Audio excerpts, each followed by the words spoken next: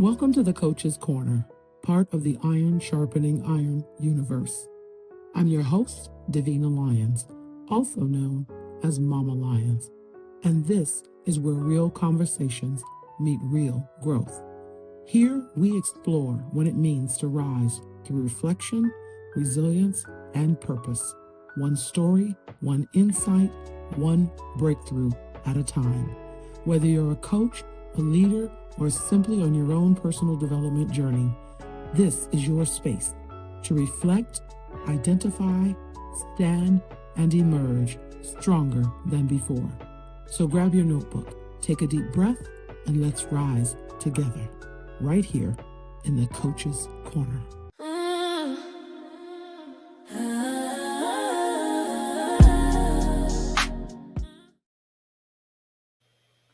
Hello, everyone, and welcome to another powerful episode of the Coach's Corner, part of the Iron Sharpening Iron Universe.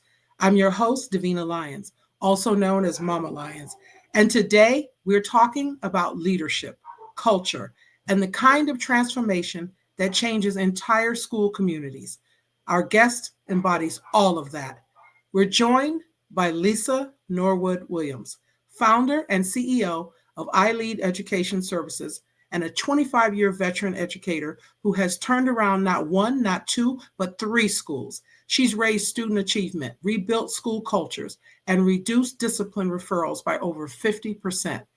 Lisa has served as a teacher, interventionist, staff development coach, and principal. She now uses her experience to coach new and aspiring school leaders to lead with clarity, confidence, and purpose. She is an expert in PBIS, MTSS, Kagan engagement, data-driven leadership, and building systems that actually last. But what makes her story even more powerful is her resilience. In 2013, during the height of her career, Lisa lost her hearing, yet she continued to lead, advocate for herself, and find new ways to support the people she serves. Her journey is a true example of what it means to rise through adversity. Today, we're diving into her leadership, philosophy, her personal journey, and the work she's doing now through iLead Education Services to grow strong leaders who change lives. So we're going to have to welcome Lisa. Just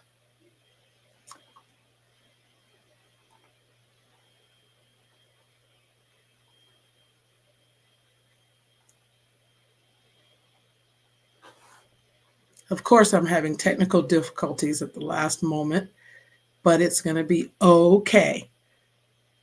Here we are.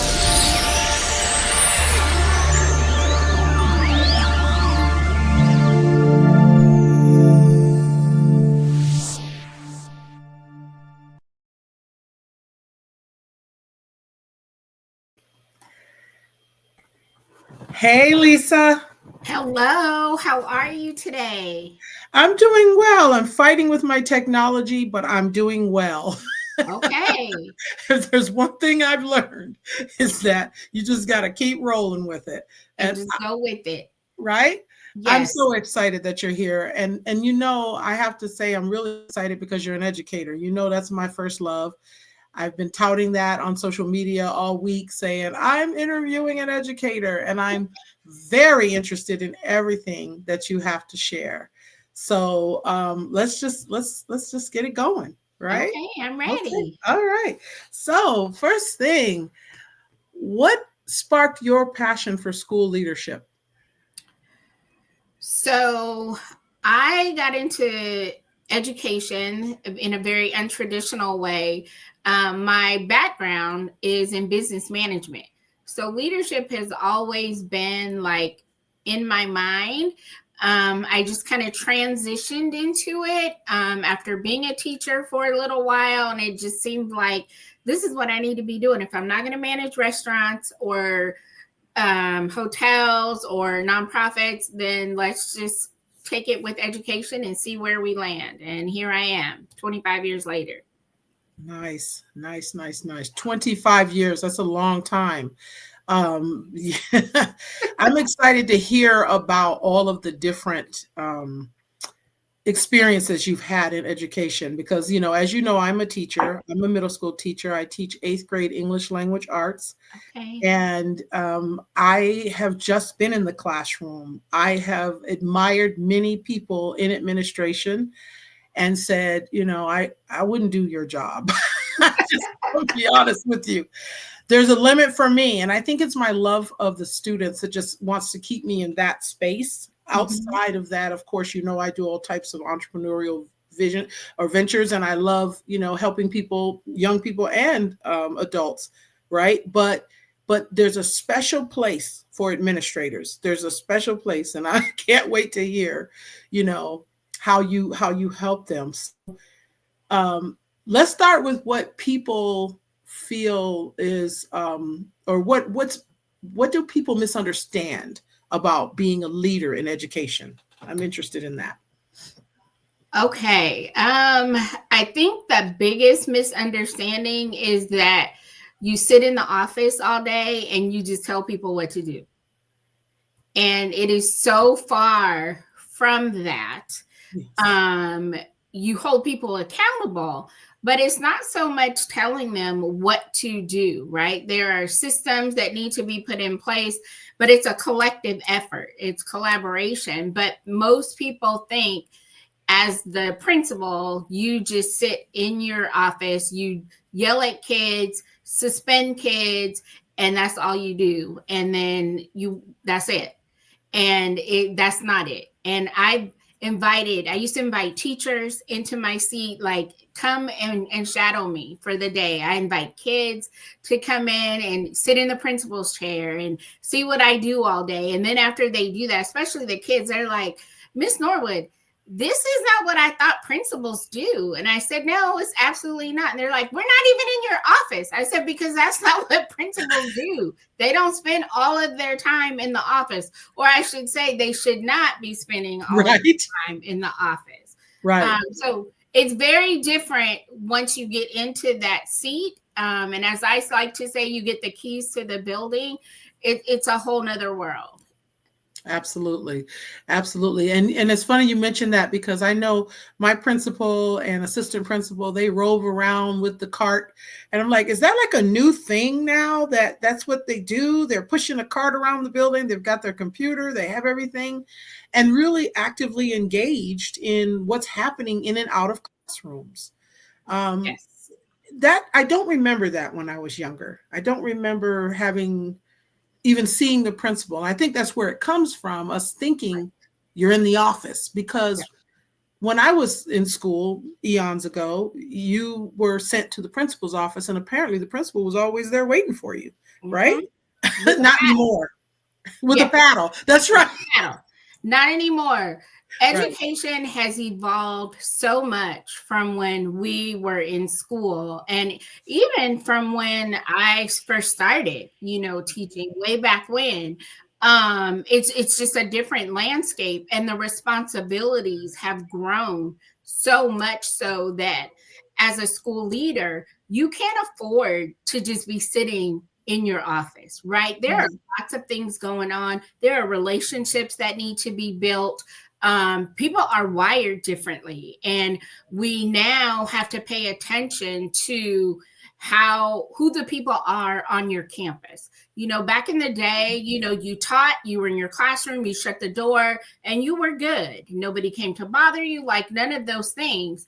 Now we encourage more collaboration. We want teachers to work together. We want principals, assistant principals to be hands-on and walking around the campus. And quite frankly, the more visible you are as a leader, Mhm. you have less challenges. And Mm. that's just what it is. Like, if kids see you in the hallway, they're more than likely going to go back to class, right? And they're going to tell their friends, oh, Miss Norwood's outside. Don't go outside. She's going to get you. She's going to make you go back in class. So people are, it's a different thing now than what it used to be. That's So, but good. it's still, I enjoyed being a principal. It was one of those things I used to tell people, like, I would do this and not get paid for it. Like, that's how much I enjoyed it. Like, I enjoyed interacting with the students. I enjoyed teaching or learning alongside my teachers. And even those times when you have parents that are disgruntled, it's all about relationship building. Have you built a relationship with that parent? If not, how do you build that relationship with the parent? And you invite them into the space, because it really is their space. They're bringing their kids for 6-7 hours a day. They need to know what's going on, but it's just inviting them in and making them feel welcome, like it is their space. That's good. That's good. Yeah, you mentioned relationships a couple times. Relationships are essential, right? Not just with the students, but with the staff as a leader. But you didn't start as a principal. Talk to me about teacher, interventionist, coach, then principal. What was that journey like? So we were living here in Phoenix. My ex-husband and I, we moved back to California. And we were living in Bakersfield. That's where my grandmother was. And there was nothing in Bakersfield at the time except for oil fields, restaurants, and education. I had already managed restaurants. I didn't know a thing about oil fields. I left that to my ex-husband. And my minister at the time, he was like, well, you should be an educator. And I was like, no, I have children of my own, so I'm good. And lo and behold, I subbed in a class for a couple of weeks. And by the end of that 2-week period, the principal was like, would you like to teach 3rd grade? And I was like, absolutely not. Like, this is not what I went to school for. This is not what I signed up for. These are other people's children. Like, it was so far from what I had ever imagined. But, after a lot of conversations with my minister, with friends, next thing I knew, I had a class of 20 students. And they did not all belong to me. They belonged to other people, and they left me in there with them. And I was like, okay, I guess we are going to do this. And that was the beginning. And once I got in there, I absolutely loved it. Never imagined in a million years that I would be an educator. I was that person on the college campus. I would see education majors walking around with these posters and things that they were creating. And I'm laughing like, what in the world are they doing? And here I was just a few short years later, and I was in that same space as an educator. And it grew on me. And I even tried to leave. After 5 years, I left, and I was like, I'm good. I'm going back to corporate America.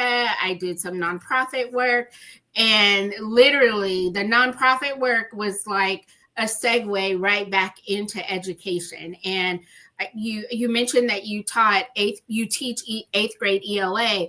I taught 7th grade ELA. And crazy enough, my 7th graders were my last class of 2nd graders. So I knew all of those kids. And I'm like, how is it that I have y'all again? And just with a lot more hormones right now. Right.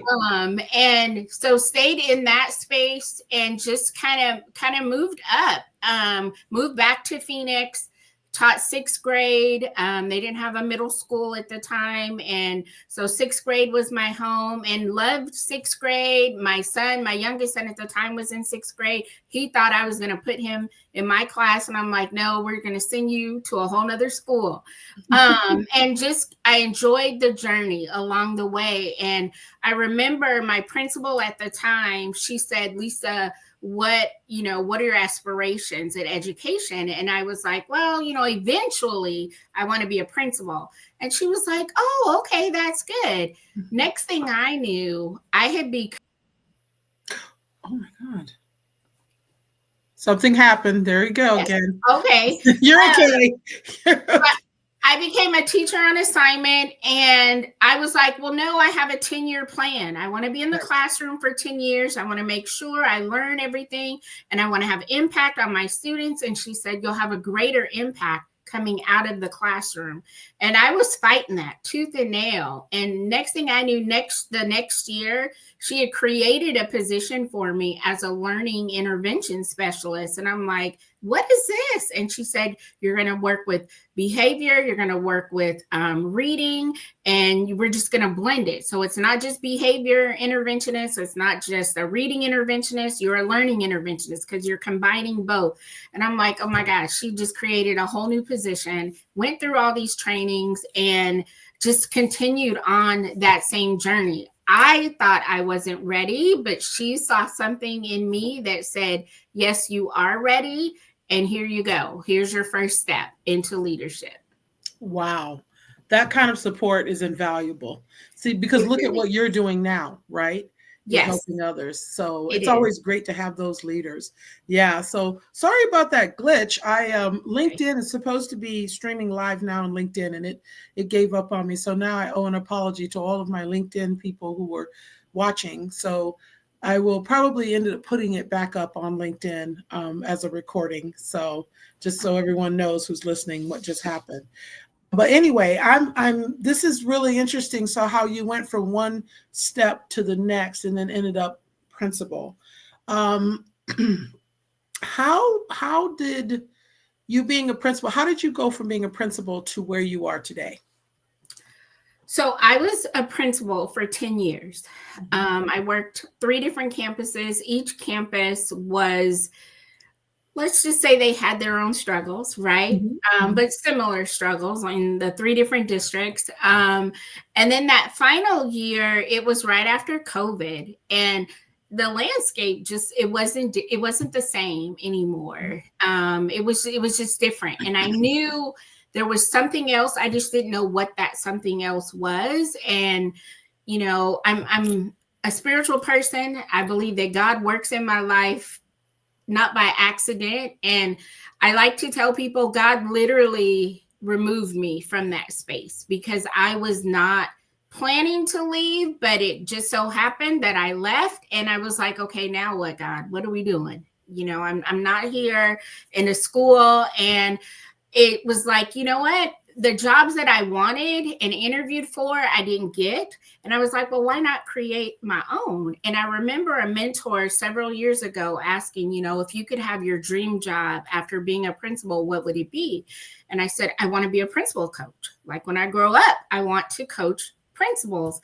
And so when I was transitioning out, I was like, if they won't hire me to be a principal coach, I'll just become a principal coach on my own. And did the research, did all the things to start my business. And here I am now as a principal coach and a leadership coach. And even while I was a principal, I was working at ASU in their ed leadership department, and I was a leadership coach. So I was working with aspiring principals, and I did that for like 4 years. So I already had my feet wet a little bit in that area. And so once I stepped away from my school, it was like, you know what, let's just do this full time. Let's help other leaders, new leaders, and was given the opportunity that it wasn't even, may have been 3 or 4 months after I left the school, an opportunity came for me to start coaching new principals. And so that's what I do now.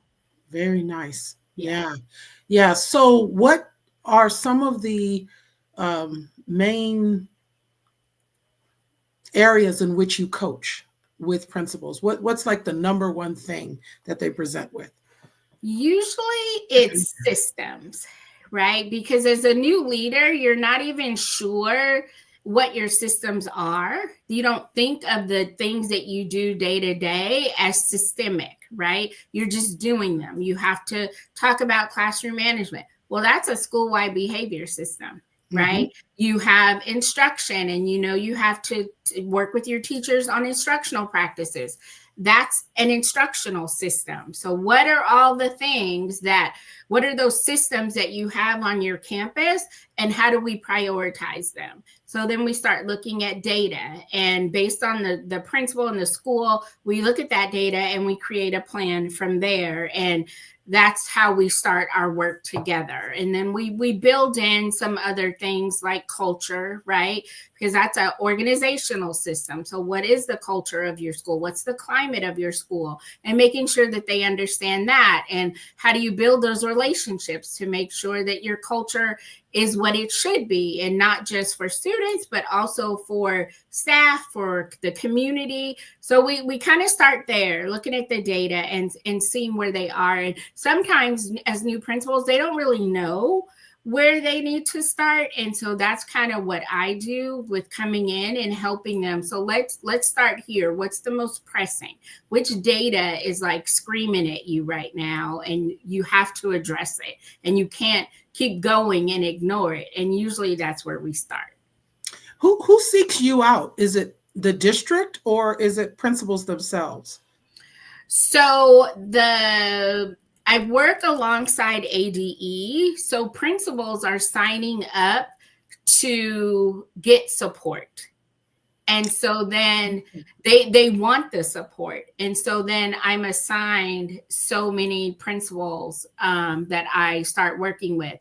That's through that one particular contract. On my own, I usually seek out and I look for schools that have new principals and offer my services.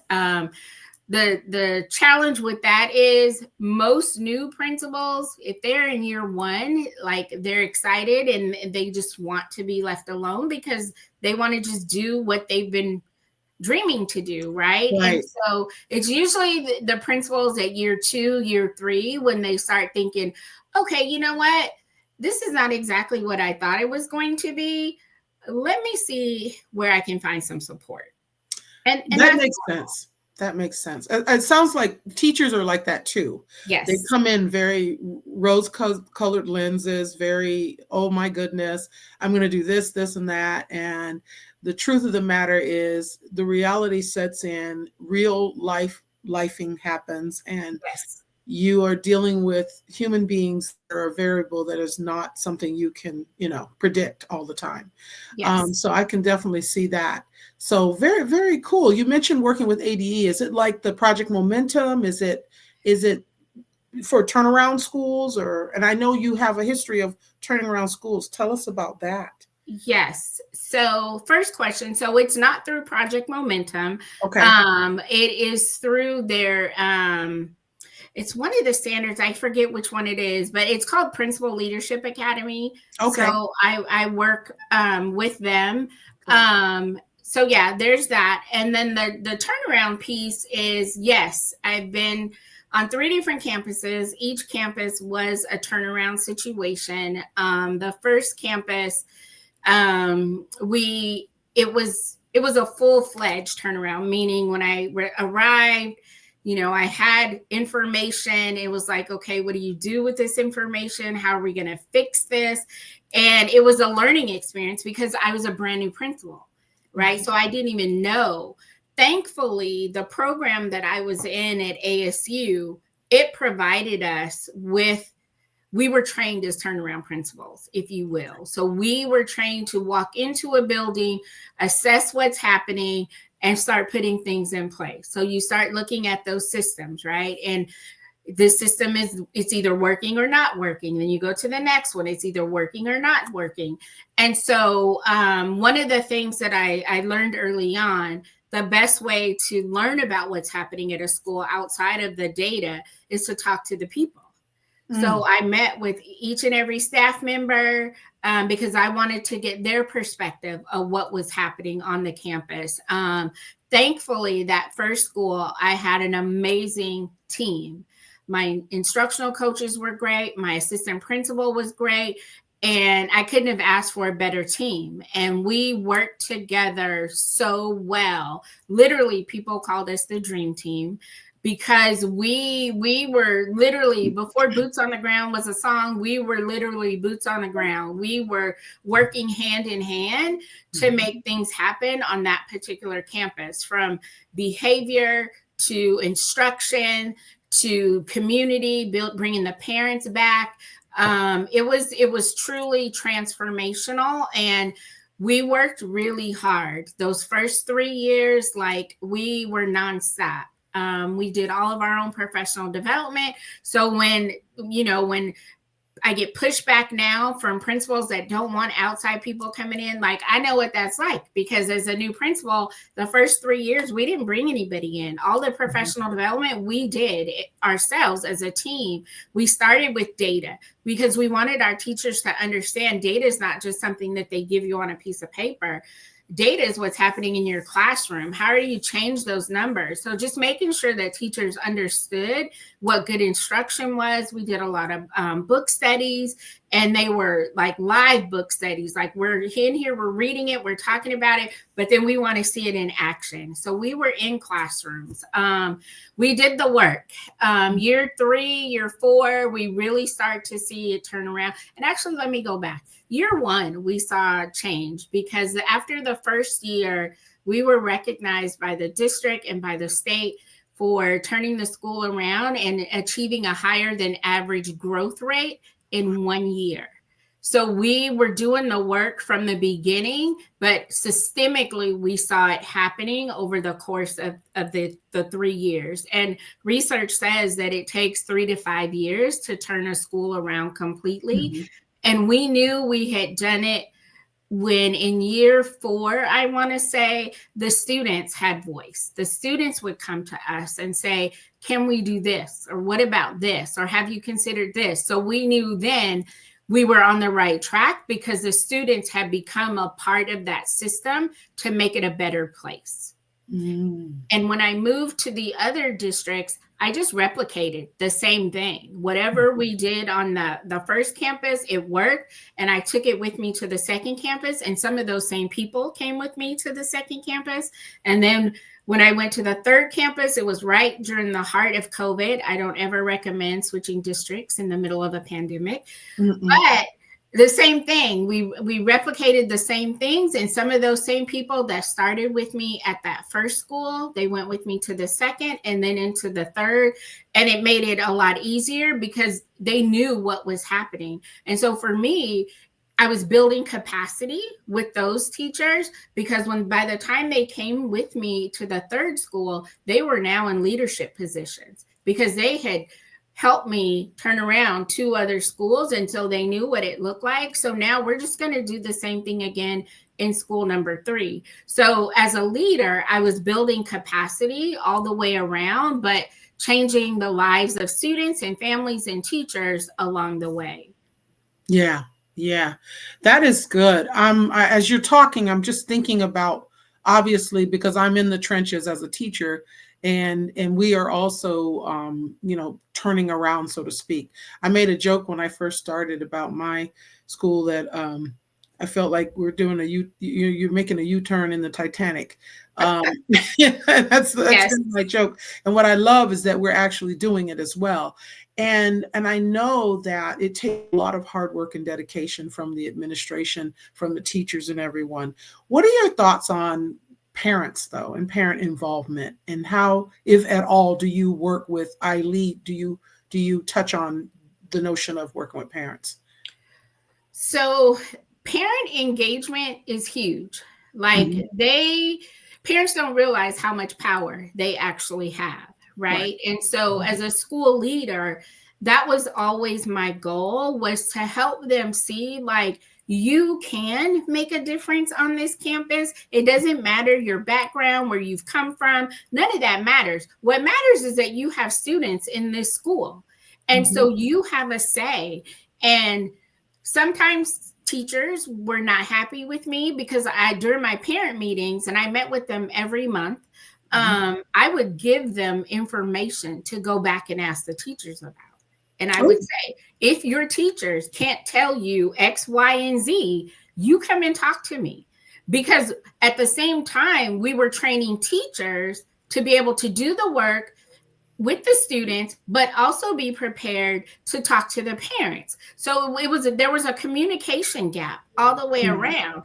And so when you help parents see that how valuable they are, and you help teachers see that parents are not a threat, they really are going to help you with this student, it works, right? And so we had the parent meetings, we gave them a voice. I would take them on tours of the classrooms during the day. Again, teachers were not happy, but I'm like, their children are here for the majority of the day. They need to know what their learning environment looks like. So we would take parents on tours. We wanted them to be an integral part of our school, but we had to invite them in because a lot of them felt like, no, we can't go there. We can't talk to people. We don't have a voice. You do have a voice. And so I haven't tapped into that yet in my business. Definitely something that needs to happen. I do have a colleague, like parent engagement, like that's her thing. So we talked about that, but there's definitely that cross of where you help principals see how valuable the parents really are and what can they bring and offer to that space. And if we're being honest, like when schools are going through their school improvement plan, their comprehensive needs assessment, there's a whole parent component of that. Right. It goes beyond the survey that is sent out. Like, are you really engaging your parents, and what does that look like? So yes, get them the yearly survey, but what else are you doing to bring them into the space and allow them to be a part of the school community? Very important. Very, very important. I love talking to parents. I always have, but I know some of my colleagues shy away from it. Yeah. And I think a lot of times it has to do with, you can get one or two parents that are challenging in terms of their tone or the way they talk to you. And then it's like a fear wall goes up. And yes, I personally agree with you. The more you involve the parents, the more you, and it helps you actually relate better to the students because you have a different level of insight. And I think kids love to know that they love it, but they don't really love it, but they kind of love it. That teachers and parents are communicating. You know, I teach in a small town, so I run into kids and parents all the time in the grocery store and everywhere. And I have parents will say, you know, oh, you're the favorite teacher. And it's so funny because that tells me they're going home and talking to their parents. They're always talking to their parents about their teachers. Right. So anyway, very, very cool. I'm going to switch gears a little bit now and just talk about what I know has been a personal challenge and a demonstration of your resilience. Talk to us about losing your hearing. Was it in 2013? 2013. Yeah. What happened? Honestly, I don't know. So I was finishing up my master's program. And I remember going to the campus, and this was before I was a principal. I was in a quasi AP role, and I would be on campus on Saturdays working, you know, getting caught up with school stuff, but then also getting caught up with my personal studies at ASU. And I had one teacher, he would come in all the time, and we would talk all the time. And then there was one Saturday, like, I literally could not hear anything that he was saying. So literally out of nowhere, and he would say something and I didn't respond in the way that he, like I should have. And he's looking at me and I'm looking at him like, what? And he was like, you didn't hear what I said. And I said, okay, so repeat it. And didn't even think that much of it. And because it kept happening, and then I got into my last class, I'll never forget, it was a finance class, and I could not hear what the professor was saying. And I was like, okay, there is something wrong. So I go to the doctor, they do all these tests. I was flushing my nose, like maybe it was sinuses. It was none of that. Finally went to an audiologist, and they were like, you have severe hearing loss. And I'm like, never even heard of anyone in my family having severe hearing loss. So kept going back, went through a series of tests. I get to my first job as a principal, and I could not hear what was being said. And so I finally, I not knowing at the time, I ordered hearing aids off of the internet, not thinking like hearing aids are like glasses. You have a specific prescription. And so going to buy readers from Walgreens is not going to help me see just like buying hearing aids from the internet is not going to help me hear. And so eventually I did go and get the right type of hearing aids, and it was life changing because I could now hear things that I should have been hearing. And the way that I look at it was, so in full transparency, I was the person in school that the teacher said talked a lot and was really bossy. And my grandmother would always tell me, Lisa, you don't have to have the last word. She even told me that after I got married, because I felt like I needed to have the last word. And so it was a blessing in disguise, because as a principal, I learned I didn't really need to hear everything that people were saying, either about me or the school or whatever. So God kind of protected me from hearing all of those things. However, I would tell people, up front, like, I don't hear very well. And so if you want to talk to me, you have to face me, right? You can't call my name from the back and I'm walking in front of you, because I'm probably not going to hear you. And so I had a couple teachers that were offended because they said, well, Lisa just walks around here and she don't hear nobody. She act like she don't hear nobody, and we're talking to her. And so one of my coaches finally said, well, as long as you're talking to her from behind, she doesn't hear you. You have to talk to her facing her if you want her to hear you and understand what you're saying. And that was a lot for some of the teachers. It was a lot for them. It was a lot for me, because it wasn't our normal, right? If somebody's talking to you, you're just supposed to hear what they say. So I had to learn how to advocate for myself. I had to learn and let people know that I had a hearing impairment, and I didn't want people to know at first. I would try to cover it up with my hair. I just wanted to be normal, but it got to a point where it just wasn't normal. And I had to accept that I could not hear like everyone else. And each year my hearing got progressively worse.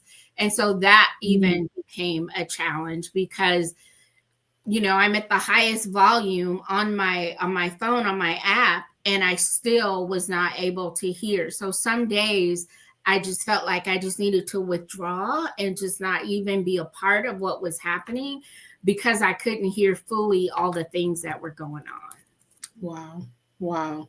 Yeah. So you had to, along the way, come up with tools. You had to learn to read lips, I imagine. Yes. More and just kind of sharpen.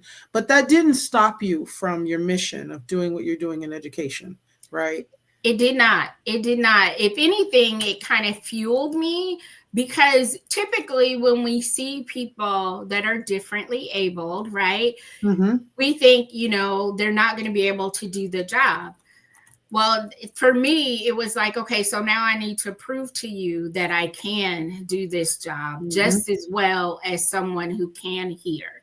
And for me, it was normal to have that thought process, because growing up, I didn't grow up with my parents, and my mom was an alcoholic, right, and had been to prison. So my goal in life was to be better than my parents, right? And so if you give me a challenge, I'm going to push through it. No matter how hard it is, I'm going to push through and make it happen. And so I just took not having my hearing as just another challenge. Like, if I can survive, not having my parents and not wanting to be like them, I can survive this. And it took a lot from me, but I was determined to make it happen. And my principal colleagues would tease me, because we would be in our principal meetings and I would have my bracelets on. And so I can't hear that noise. And so I'm writing on the table. Making the noise. My bracelets are making all that noise. And they would look over at me or send me a text. And I'm like, what is wrong? They're like, your bracelets.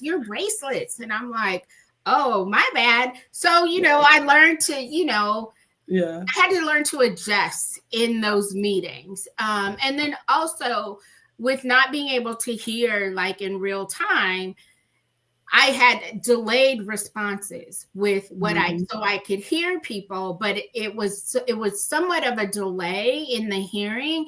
And so they may have said something and moved on from it. And I'm still processing what's being said. So here goes my hand. I'm raising my hand to comment on what I heard and could now understand.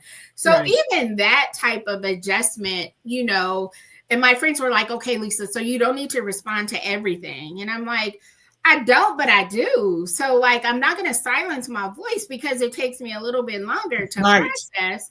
But you just learn those little nuances that comes with it, and you keep moving forward. You keep moving forward. And then I had students that had the same disability, so I Uh-huh. had to teach them to advocate for themselves, and would have to talk to certain teachers like, you have to use the amplified mic in your classroom. That's not an option, because Mhm. it keeps your student's brain from working twice as hard to hear and process what you're saying.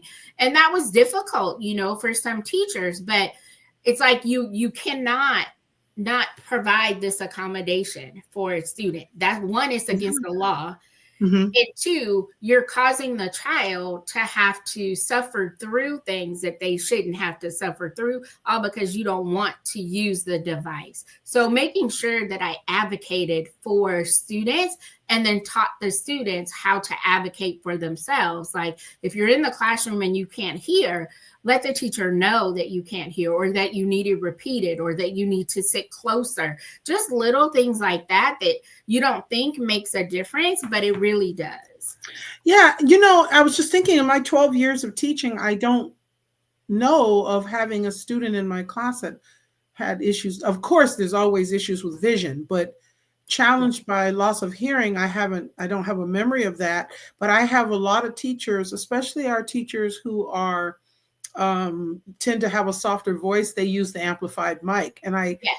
I always said my mouth is too big to have one of those. I probably would just blow them out the water because I'm naturally loud. Right. But honestly, you just taught me something. You just taught me the use for that is essential. It So is. very And good. it does have to do with pitch. So, like me, for instance, people with deep voices, Mm-hmm. I can hear them clearly, Mm-hmm. right? But if Yes. someone has a really soft pitch in their voice, I, I tell people all the time, like, why is she talking? Because I can't even hear what she's saying.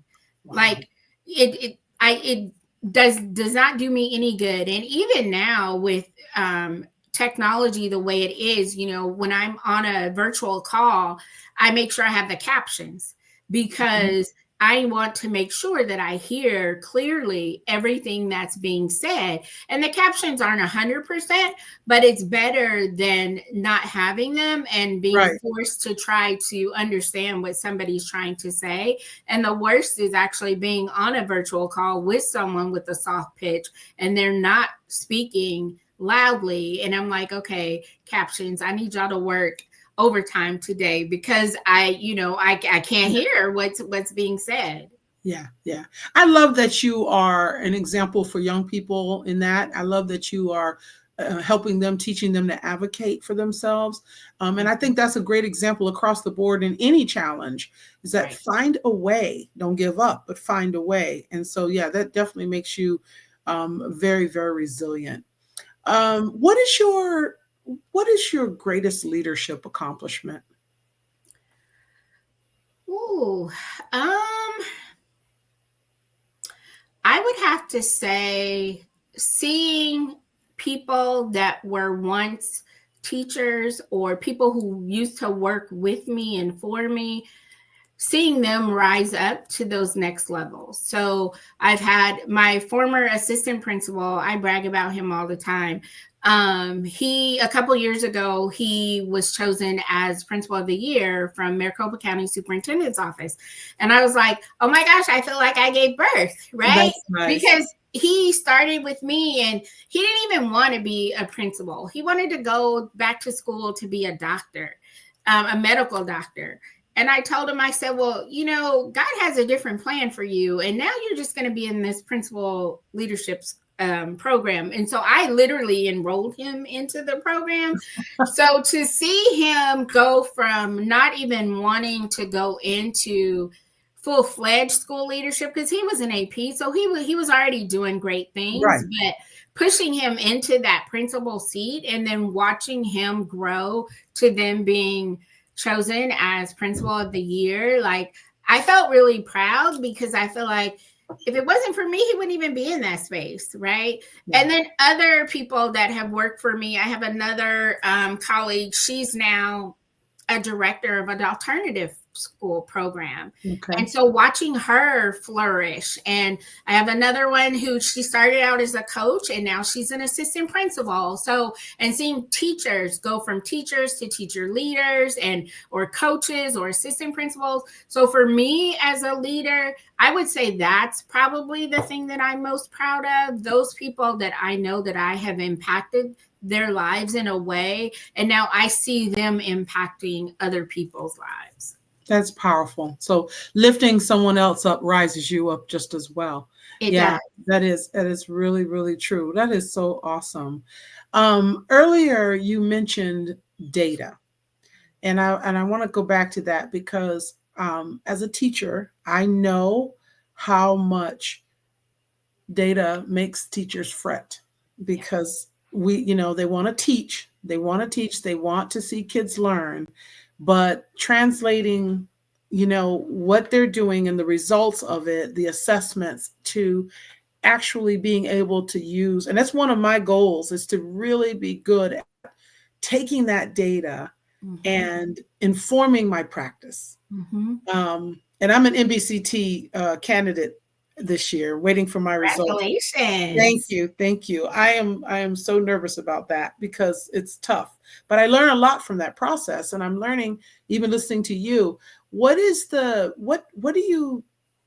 biggest piece of advice that you give to teachers to help them be able to use data effectively? And I'm selfishly asking you for myself too. No worries. So first, understanding that data doesn't lie. Okay. Like the data is the data, the numbers are the numbers, the percentages are the percentages. So understanding that, first of all, and then also understanding that you have the power to change the data. Okay. You as a teacher, a leader, you have the power to change those numbers. If those numbers don't agree with you and you don't like what you see, you have the power to change that. But you can't be afraid of it, right? You cannot be afraid of it. You can't just say, oh, well, I'll let them worry about it. No, data is everybody's problem. Everybody has to take ownership of the data. And so when I say that, I mean, as a leader, data wasn't just for my team, my admin team. Data was for our teachers. Data was for our students. Data was for our parents. I did not shy away from sharing the data with our parents, the good, the bad, and the ugly. But when I shared it, I also had a plan of how we were going to make those numbers look better. And when we did achieve certain levels, how did we do that? We looked at our data, we dissected it literally down to the student. And you have to remember that those numbers, those are humans. Those are little people in your classroom. So if your data says that 65% are reading proficiently, that means 65% of your class. And like I would tell teachers, like get a pie, a pizza pie or whatever, and take out 65%. Those are the people that are, and the others are the ones that are not.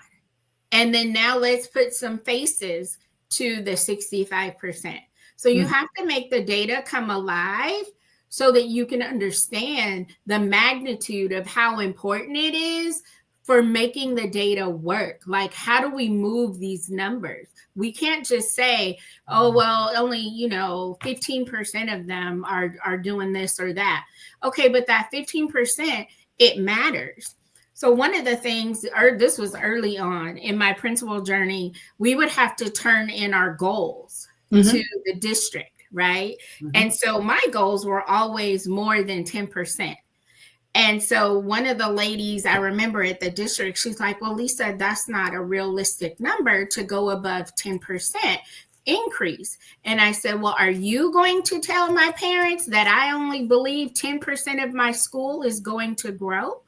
I said, that means out of 500 kids, you're telling me that only 10%, 50 of them, I'm only expecting 50 kids to grow academically. I said, are you going to my parent meeting and tell them that? And she was Wow. like, well, no. And I said, well, I'm not either. So the goal is higher than 10%. It always has to be. The goal is always 100%. Now, how we get there and how much we make towards that 100%, that shows you that our efforts, right? But the goal is 100% of the kids to be proficient in all subject areas. I'm never going to tell a parent that our goal is only 10% or only 20%, because then I'm saying I don't believe in my teachers. I don't believe in our systems. I don't believe that our students are capable. And is that the message that you're trying to send to families? Absolutely not. And so if I want my teachers to understand that, I need it to be personal for them. And so we always had the data. Yes, the numbers are the numbers, but here's what it looks like in terms of real kids in your class. And so we would have them set goals. So if you have 25 kids in your class, every quarter, your job is to move 5 of those students up. And not just move the next 5, but maintain the first 5. And so if you keep moving 5 and maintaining 5, by the end of the year, you've moved more than half your class. But you have to break it down so small for teachers to understand, and you have to make it human for them, right? These are students in your class. These are not just numbers. Wow, that is powerful. You know what? You just taught me a lot, and that I can personally apply. I'm not kidding you, because I understand what you mean by make it, really tie it to the kids, the individuals, and look at it that way, not separating the data from the student. And so I can go back now, just in thinking of that, I can go back and take a different approach. Love, love, love that. That is so good. It's like, it doesn't have to be overwhelming. It doesn't have to be overwhelming. And it really isn't. I think people look at their numbers and get intimidated by how low they may be. But at the same time, the other point you bring up that's really good is, not only are you maintaining what you've helped to grow, you're bringing more along. It's a gradual process. Exactly. So that's powerful. And I think that, again, as a teacher, I don't know that parents realize all of those different aspects of what we're responsible for. Just like you say, people think principals just sit in the office. I often think that parents may feel like it's not hard. You're standing up in front of the room and you're teaching. Well, it's so much more to it, because we have so many different minds in the room that we have to teach to, and learning styles. Yes. And you're right, the data is the most important piece, because that's what actually illustrates the individuals to us as teachers. Absolutely. And I think another challenge, though, is time. Time is a challenge. It's challenging for teachers to find the time to write the lessons, deliver the lessons, and then turn around and now analyze the outcomes from the assessments and all of that.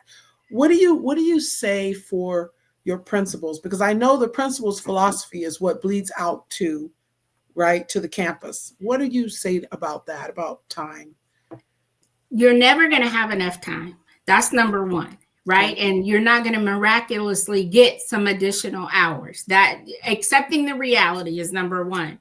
Number two, as a leader, as a school leader, it's my job to create the time. If I want you to analyze data, I have to give you the opportunity to analyze the data. I can't expect you to go home and do it.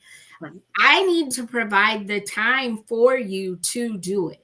Whether it's in your PLC meetings or your grade level meetings, and you dedicate a day just to that, Or if it's one of your professional learning sessions where that's all we're doing is looking at the data, and everybody has their data that they need to understand.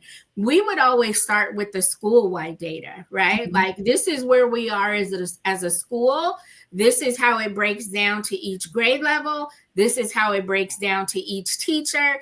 And so we would take them through those steps. And so on our teams, my leadership team, they always had a certain section of teachers that they were responsible for. Mhm. So now it's your job as a coach or AP. It's your job to go work with those teachers and make sure that they understand their data as a group, as a grade level, but Mhm. also as an individual teacher. So you're giving them the time, but you're also giving them the support. I Okay, can't ask you that to makes do sense. something and not provide the time or the support for you to do it. And Makes sense. so as leaders, you have to remember that as well. Like, what are you doing? If you're not taking something off their plate, how are you supporting them? Or how are you doing both? And Mhm. so it's important to look at your calendar, your PD calendar, and your PLC calendar, and where you're going to provide time to analyze data. What I've seen now, a lot of schools do, which wasn't always a practice, or districts, they have that first day after break be Mhm. like a PD day instead of all the kids back and everything.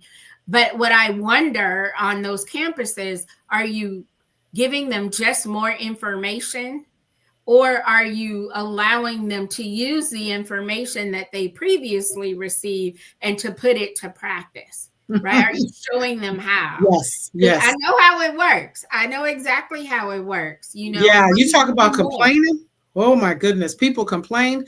My district at one point, not my current district, a prior one, complained about having that day, but then that day was filled with additional PDs, and now we can't get our classroom ready. We've been on a break. We want to get our classroom ready, and you have a lot of that. Yep. Obviously, a lot of grumbling and there's no perfect scenario, and No. there's different perspectives.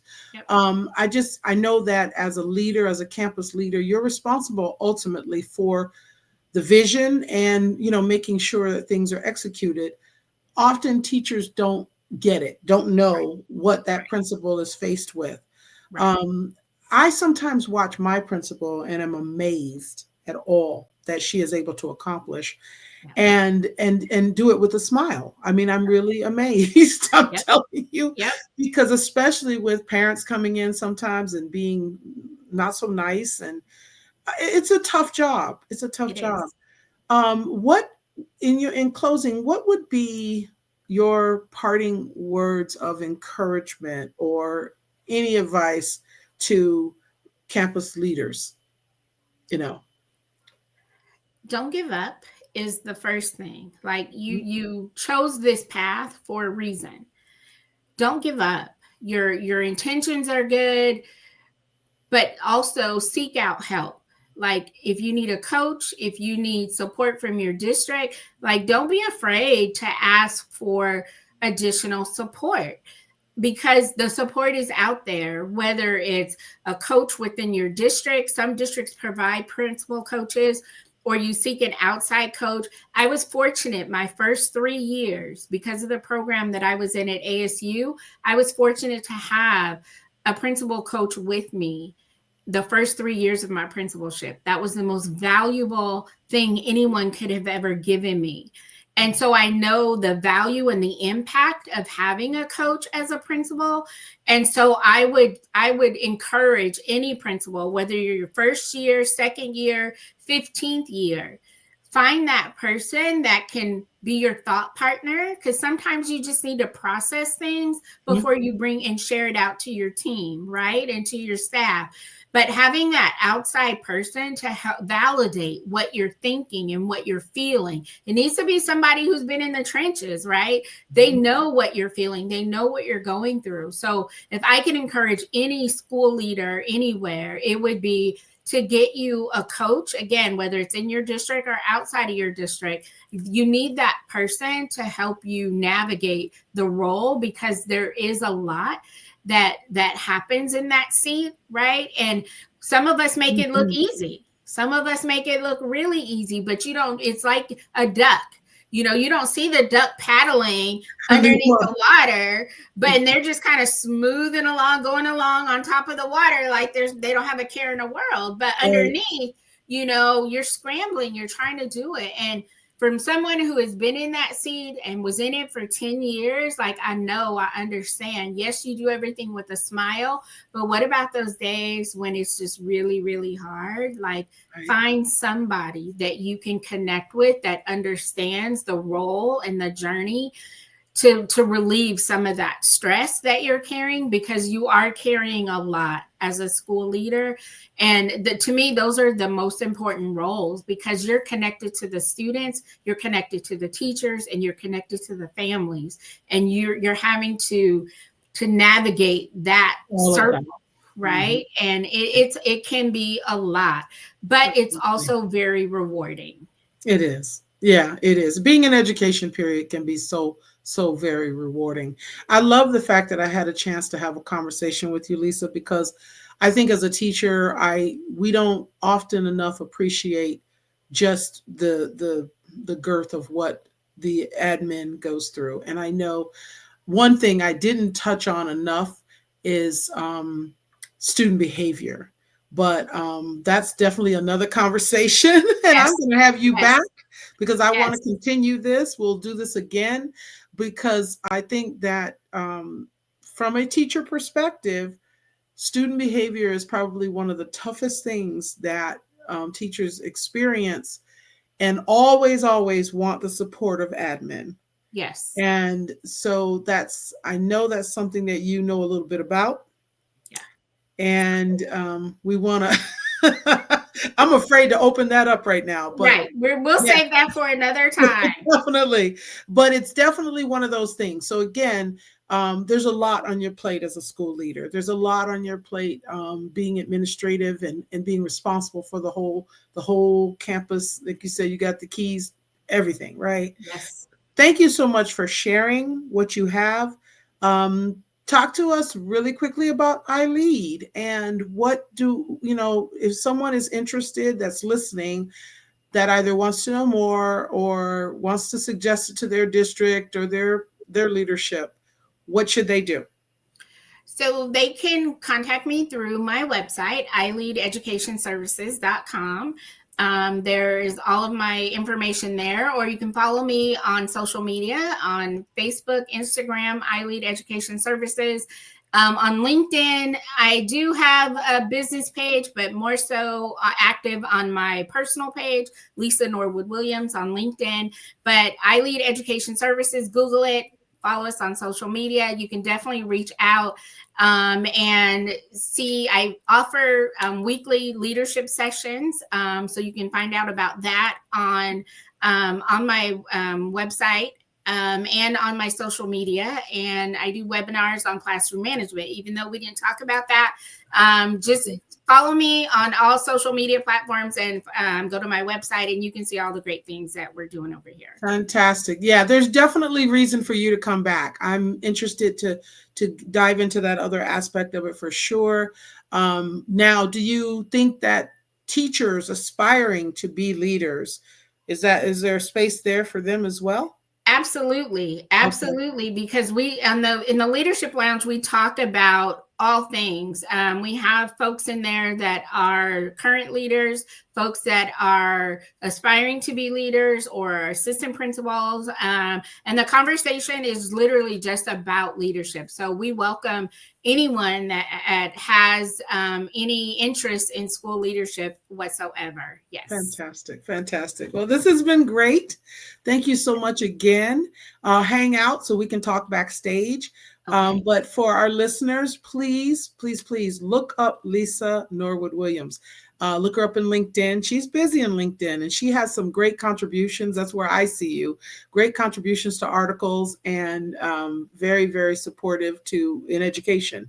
Also, look at her website, see what's available. I also encourage you to, wherever possible, you're looking at this live streamed, to like, to share. I apologize to my LinkedIn folks who probably was on for a few moments and it went away. But I will make sure that I do go back and post it in LinkedIn.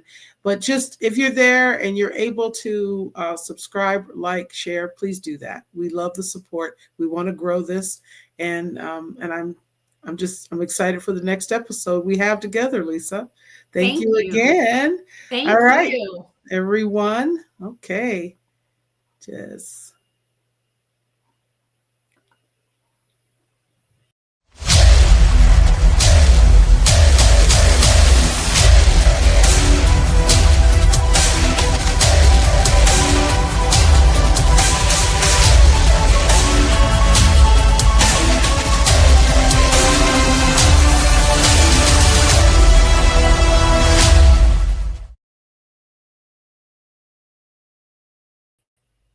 Okay.